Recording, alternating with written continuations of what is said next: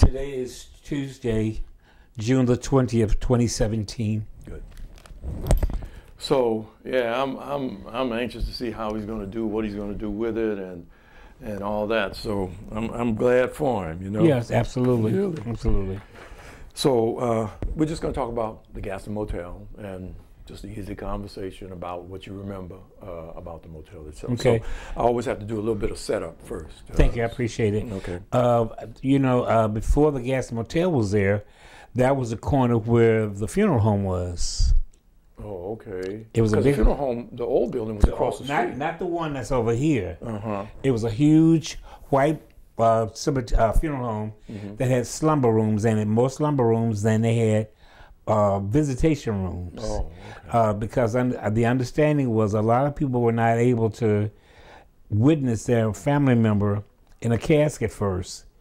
So they would see them in the slumber room in these beds, like a twin bed, and then they would transfer them to the casket. Oh, that's interesting. I never knew that happened. Well, that would be good to mention. So let's get started. Today is June 20th, 2017. We're here at the Birmingham Civil Rights Institute with Mr. Rickey Powell. Thank you, Rickey, for joining us today. Well, Wayne, it's always a pleasure to be in your company. Thank you very much for asking me. We are going to talk today a little bit about the Gaston Motel. First, let's start with a little bit of your background. Have you always been a resident of Birmingham, Alabama? I was born in Birmingham in 1948. I attended the public schools of Birmingham. I went to Carrier Tuggle School. Well, actually, I started at Seventh-day Adventist Ephesus School because my birthday was in October, and the cutoff date for admission for beginning students was in September. But I got in this way, and so I started there. And after a couple of years at the Seventh-day Adventist School, I was then put into the public school system, which was Tuggle. My mother was a school teacher. My dad owned his own business. He was like a dual player. He had a parking lot down on 4th Avenue, and he also worked for the Frisco Railroad Shop. Yeah. I lived on the north side, which was called Dynamite Hill after the bombing started, and but I went to school on the south side at what was then Almond High School, which is now UAB. And what about after high school? What did you do? After high school, I went to New Orleans for a year. I attended Dudley University, and I was majoring in music. My dad got really gravely ill. First of all, I was really too young to go to college on my own. I was only 16 and had been shocked and never realized it.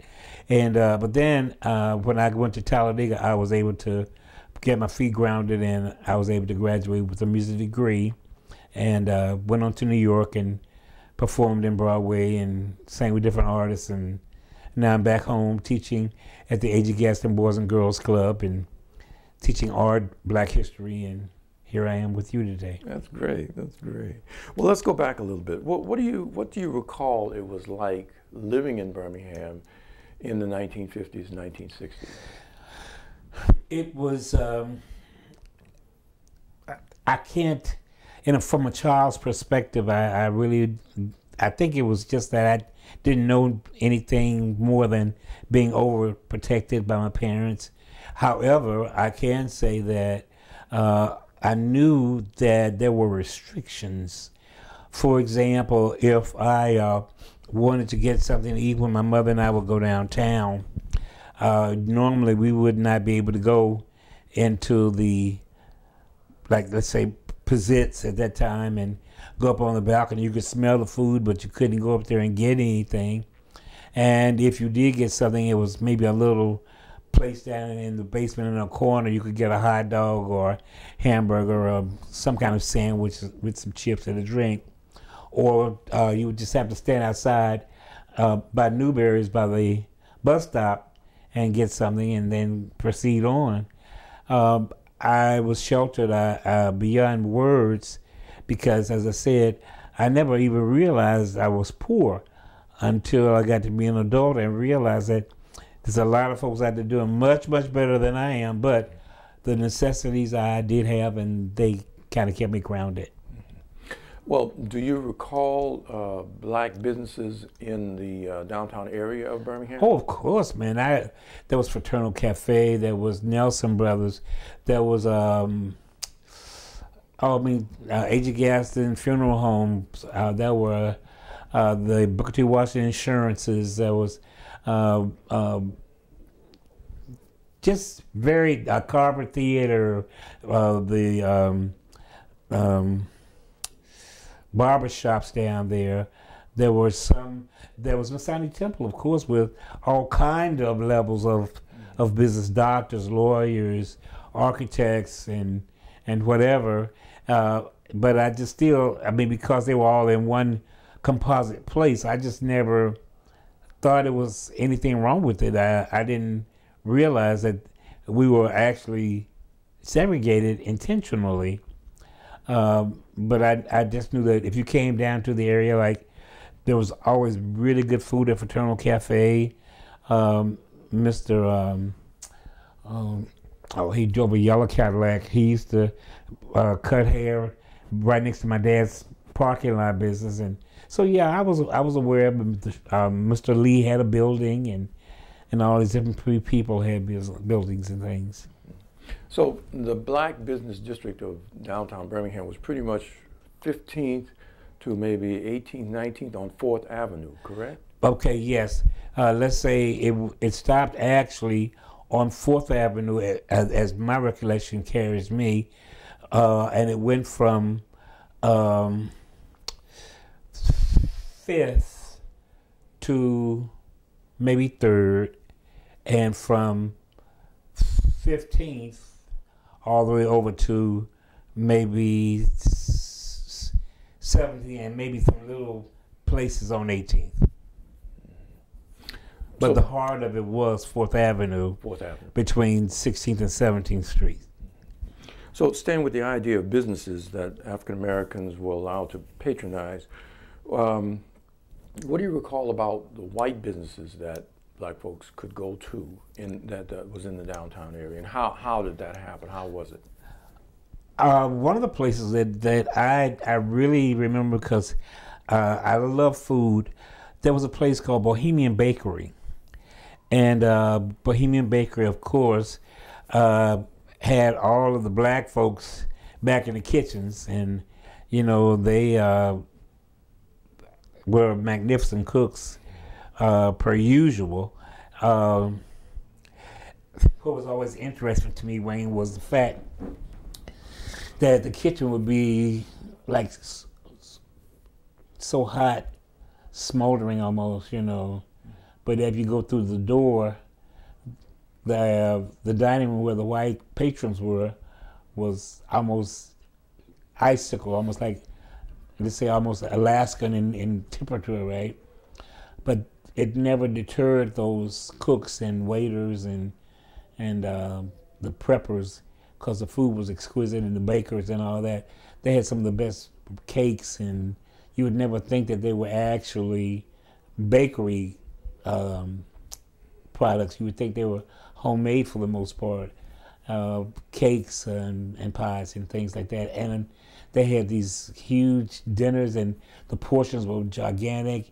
And of course, during that period of time, you didn't have to spend $9, $10 for a dinner. You could spend $3 to $4, and you'd have a lot.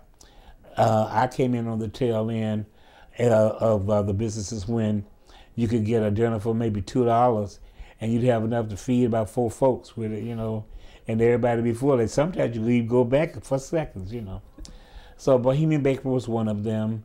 I think Joy Young Chinese place, you could order, but not necessarily sit down.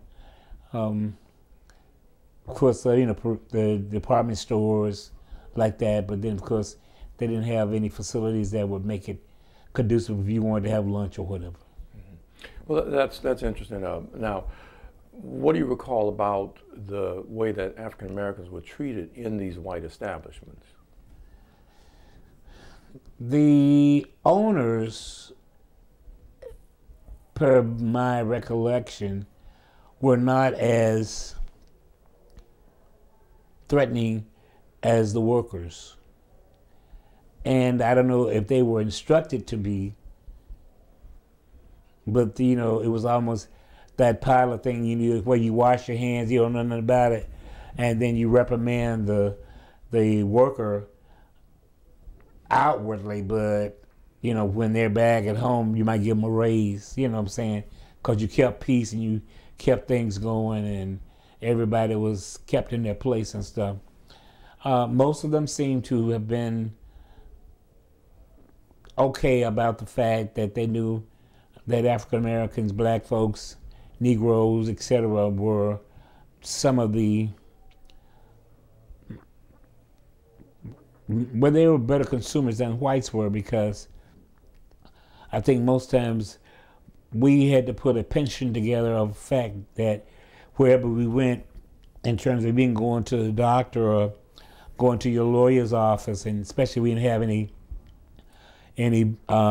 a lot of black lawyers at that time, that you couldn't just go in there looking in any kind of way. So you had to dress appropriately for the situation. And I remember my mom had Dr. Jameson was my doctor, black doctor, up in the Masonic Temple building. And she was with him for many, many years. And then she went to this man, Dr. Williams, who, even though his lobby was segregated at that time, he was a good doctor, and he did really good service for my mom. Mm-hmm. Well, I know that when you came along as a young person, the Gaston Motel had already been opened and was running, and what do you recall about the Gaston Motel, going there as a customer? What do you recall about that? Well, I'm not sure, but I think it was built about 1954, somewhere in there approximately. I still was a little fella, because I was born in 48, so maybe about 6, 7, 8 years old.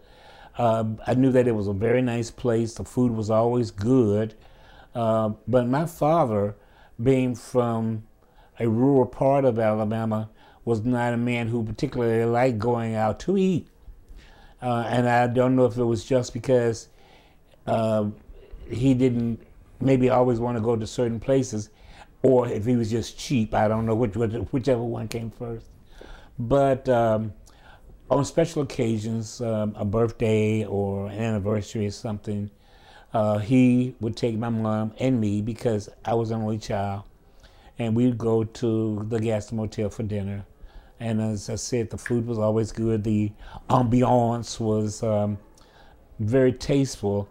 I believe in my heart, because I could not make a comparison that would be genuine or actually factual, that Dr. Gaston's whole premise was to make sure that black people had, even though it was separate, the elegance or the opportunity to be in facilities that would be representative of what, in other words, you get what you pay for, and if you dress well and you could afford it, you could go into a very elegant place, and the waiters were nice and starched and ironed, and you know, with over the towel over your arm, and you know, just a good wait service in the whole 9 yards. And I just remember, and I also remember that I had a cousin, Rosemary Terry. I don't know whether she was a Richardson or a Foster, but she was one of the hostesses. And so I always had a chance every now and then when I would come to say hello to her, and you know, and then she would make sure that things were like they were supposed to be, and so we were always satisfied when we left. And so I just remember, it was a high echelon place, and you know, I was used to just joints, hamburgers and hot dogs here or there, going down to Palmer's, which was right next to the 8th Avenue Theater, and get you a good hot dog with this good sauce and coleslaw on it and a drink. Oh my God, man, you would just, you know, it's like you died and going to heaven kind of thing, you know. But this was a really wonderful place, and I think Dr. Gaston really did an exquisite job on it. Plus, I had an opportunity to hang with the Gardner boys. We would go out to our gases, is what we called them, during the summers and swim. So, whenever there was something special, sometimes the Gaston restaurant would be responsible for the food for different functions people were having. It was not really just real big catering, but it took mom or auntie or grandma out the kitchen, and they could get it done, and it was really always good food. I've talked to several people about the motel. Of course, there was the place where the guests stayed and the restaurant. And several people have mentioned the lounge and the area where performers played. So there was an area for a stage area for performers. Now, I'm trying to get the layout. There was the restaurant and then the lounge. Was the stage separate from the restaurant? Yes. Now, it's been years, and so I remember going in. You were met with the maitre d' or the waitress, head waitress or whatever, and we would be taken to our seat. Now, I don't remember seeing the stage right there as you go in, but it may have been. However, I know that the bar lounge area was separate, off to the side or something like that. But it was just, again, like I said, Wayne, it was just a wonderful place to be. And, there was, when I was there were never any instances of overindulgence or patrons having to be asked to leave because they were not respecting the children as well as the individuals who were there as patrons. So if you had to put it into the context of social importance, I mean, we know it was a successful business that employed people and was well regarded in the community, but what would be the social importance of the Gaston Motel? It was high end, and high end why? Because sororities like Delta Sigma Theta or AKA or my fraternity, Omega Psi Phi or Alphas or whoever, if they wanted to have a spectacular evening of elegance, well-dressed, formal kind of setting and stuff, they come down there. Because, at that time, it was unheard of to go to too many places because you didn't have that facility. Now, they did have the ballroom at the top of the Masonic Temple. A lot of big acts would go there. Louis Jordan, Duke Ellington, Count Basie, Dinah Washington, and just, various groups would come in. But for the in-house preparation of food and the in-house social outlet, it was Gaston Motel, as I remember. Well, part of what is going to happen with this training, Rickey, is that these folks are going to come together around brainstorming on ideas for reuse of the Gaston Motel. If you were asked that question, what would it be that you could see the Gaston Motel becoming? What would you think it should be brought back to do? I think it should be brought back because, number one, Wayne, we are in need of our own things, to me. Mm-hmm. I'm grateful that, and I wish you could turn your tape off for a minute because I want to tell you this in private. When you want to do it afterwards? Well, no, I may forget it, but anyway, okay. The whole concept of integration and everything has never really been realized for my money. I say that with little reservation. I'm grateful for integration because it gave me opportunities that I think otherwise I would not have had, but in integrating, people forfeited too many things. For example, black businesses went down because they couldn't keep up with the mega businesses around them. There were so many places and stores like mom and pa's stores where you could go in and you could get 25 cents worth of neck bones and feed a family of 5 or 6 for a week and just sign off until you got paid, and then everybody was always going. The other thing was being in these social settings, especially, you had an opportunity just to relax and not have to be pretentious, and and even with that, there wasn't a lot of chaos and confusion because people enjoyed being themselves and being around themselves. Now, don't get me wrong. In humanity and every other form of existence, however the hierarchy goes, there is a bully. There is a person who just can't stand peace and harmony. But the things still come together because somebody is going to come together, either get that situation resolved, or at the same time, it keeps going up this way. And I think that's one of the things we really need to revisit, how well we can do for ourselves and stop standing with our hand like this, waiting for people to do for us, because I think a lot of people have gotten to a point now where they figure that we should have done better with the time that has been allotted. But I think they don't look at one thing, that we had so far to try to catch up, that it's still that kind of situation even today.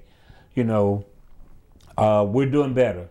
But the ones who have been successful don't necessarily reach back and try to pull.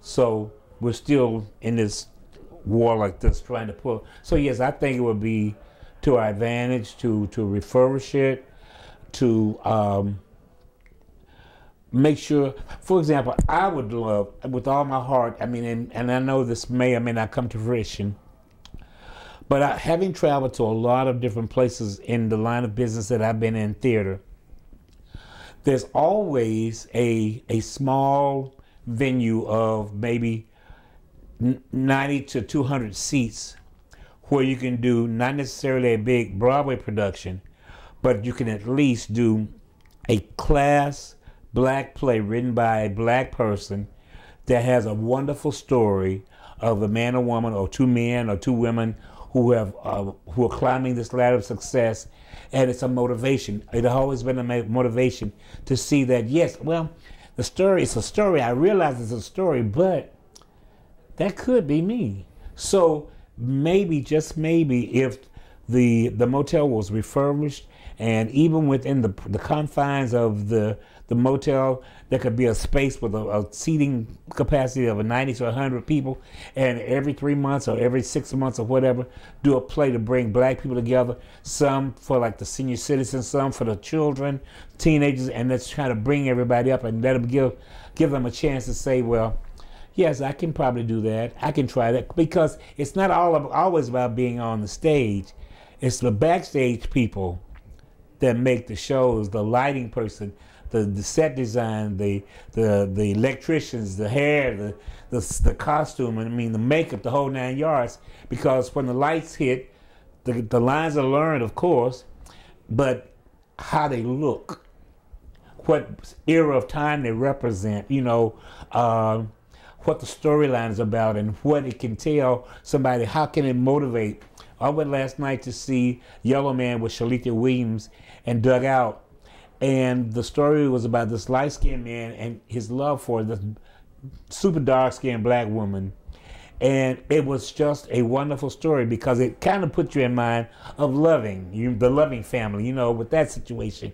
But it was black. So, yes, we need to have places where we can go. So we have to wait for them to do Black History programs only in February at Red Mountain or Virginia Sanford Theater, where I got my start.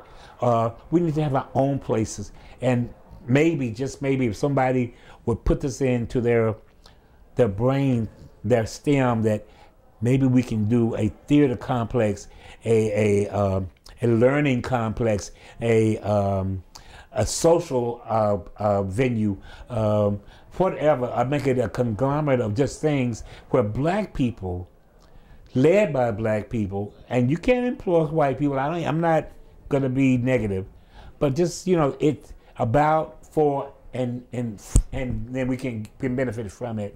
Those kind of things, and I think that would be to our advantage. And I think that A.G. Gaston, who has been the but a part of all you earn is yours to keep mentality, it would work forever and ever.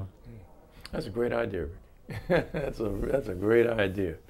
Well, listen, Ricky, man, thanks a lot for sitting with us. I know you have to make another appointment, but I always like to extend the invitation for you to come back and talk to us again about some other things, because there's a whole lot that we can get to. Well, Wayne, I appreciate you asking me, man, because I've lived a lot of places. I've been so many places in my life and time, but there is no place, regardless what people say, like home.